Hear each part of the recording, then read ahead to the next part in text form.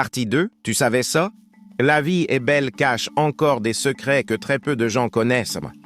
Une scène qui a failli être supprimée, la scène où Papa Wemba chante avec une émotion très profonde, devait être coupée.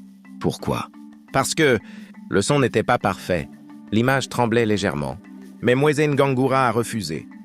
Il a dit « Cette scène est vraie, elle respire Kinshasa ».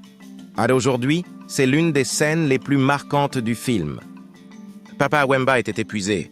Mais il continuait, peu de gens savent que Papa Wemba tournait la journée, répétait ou chantait la nuit, dormait parfois moins de 3 heures.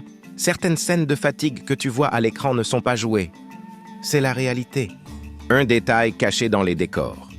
Regarde bien. Les maisons, les rues, les vêtements n'ont presque pas été retouchés. Pourquoi?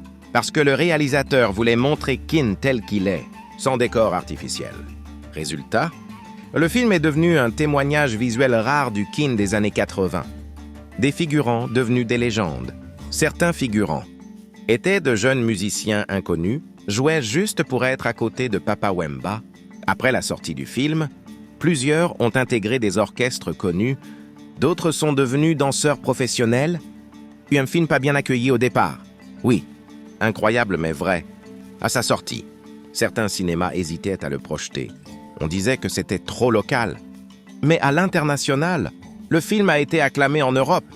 Il est aujourd'hui étudié dans des écoles de cinéma. Abonne-toi sur Ekokibas pour plus d'anecdotes cachées du cinéma africain, mondial et des clips vidéo. Écris en commentaire partie 3 pour suivre la suite.